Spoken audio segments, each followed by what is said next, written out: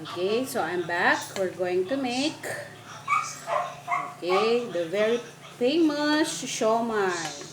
I know here in the Philippines, everybody loves eating siomai. Okay, but this time what we're going to do is the real siomai.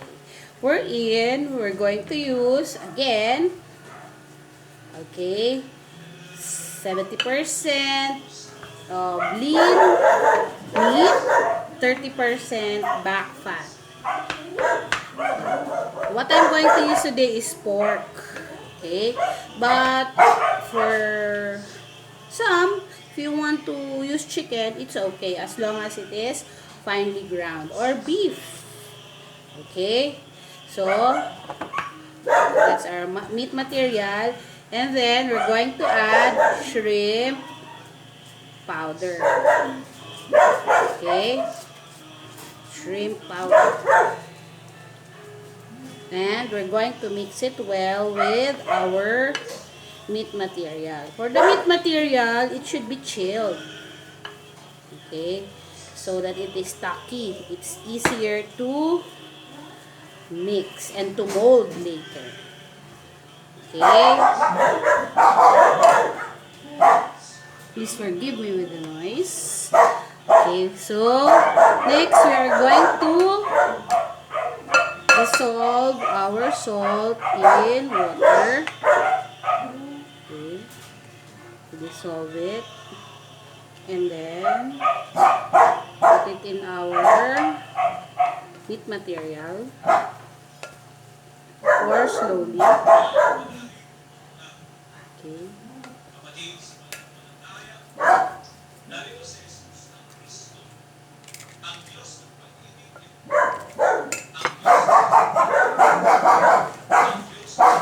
And then we have to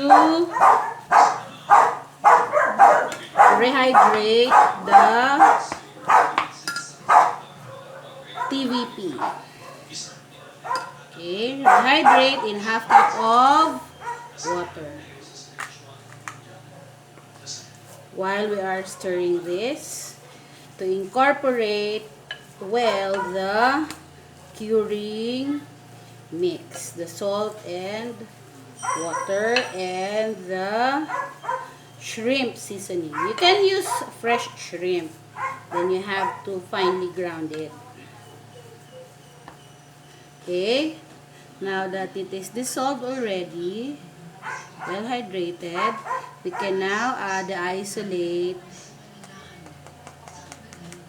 and the carrageenan. Okay, we have to dissolve and rehydrate all extenders. Some are asking, if you do not have these extenders, can you still make siomai? Of course. You can use starchy products. For those who are doing their research, you can use dehydrated vegetables. Just like nowadays, you can use eggplant. You have to dry it first. Because you know, the moisture in the vegetable will make it easy for the meat product to spoil. Okay, we have to mix it well. So our TVP, isolate, and carrageenan. Those are vegetable sources. Okay. Next, what are we going to add? Okay. So next to this, we're going to add our seasonings, which are, okay, sugar, okay, garlic, and then MSG. Again, it's optional for those who do not like vetchin. Okay, then the black pepper, black pepper, green onion,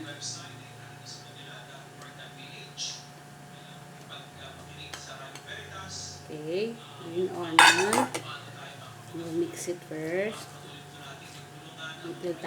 By the way, finally, I bought hand gloves, plastic gloves.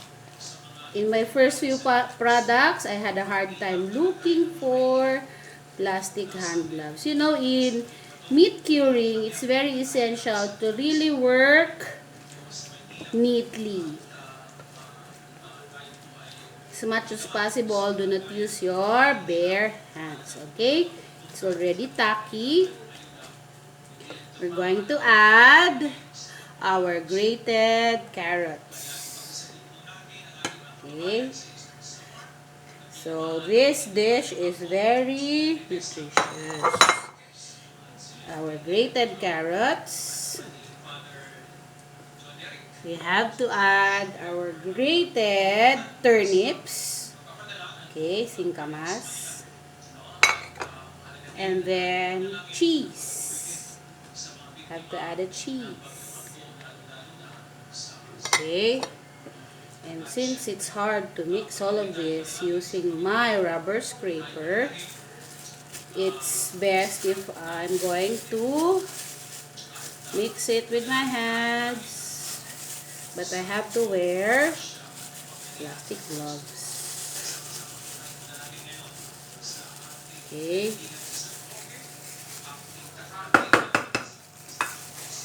I have to mix it until everything is well incorporated. And, you know, siomai is also another Chinese dish. It's a type of dim sum served hot, okay, with sauce. And it's a popular street food. By the way, you can buy this, the commercial. Okay, the commercial siomai, you can buy the commercial siomai as low as how much? 2 pesos each. But with this one, since this is pure meat, okay, not just PVP.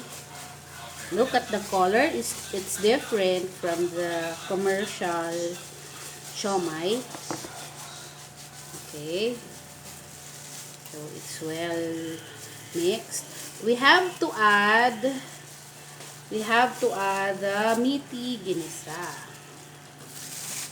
Okay, 1 teaspoon of meaty ginisa.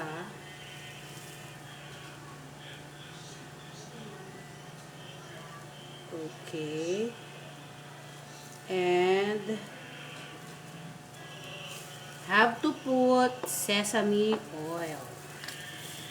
Okay, you can never go wrong with sesame oil. At least 2 tablespoons or more. But since sesame oil is expensive, okay, I think we have enough. Because I'll still use them in the near future. I still have to use that sesame oil for the seasonings, for the sauce rather. Okay, now that it is tacky, we have to wrap it with what? Okay, with our dumpling wrapper. So, how to do it? It's very simple. Since I used chilled meat, look, it's already tacky. Okay, because I used chilled meat. Okay. So how to wrap? Now we're ready to wrap. So we need this wonton wrapper. Put this on your hand. Then scoop. Okay, 1 tablespoon of the mixture. Using the back of the spoon, press. Okay. So now we have the siomai.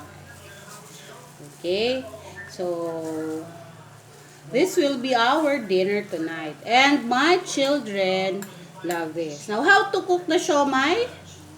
Okay, so we need a steamer. We have to steam our siomai for about 20 to 30 minutes. Okay, simmering temperature only. Not boiling because it will destroy the wrapper. Simmering temperature only. Okay, now how about for the sauce? So usually in our siomai, what do we ask? Okay, what do we see from our street vendors? Okay, our favorite, our chili garlic. For the chili garlic, okay, so you need, of course, soy sauce, calamansi, fried garlic. Okay, you have to add sesame oil and sesame seeds. And we Bicolanos, we like fresh siling labuyo. Okay? I prefer the fresh siling labuyo for my siomai. Lots of it. Okay? So,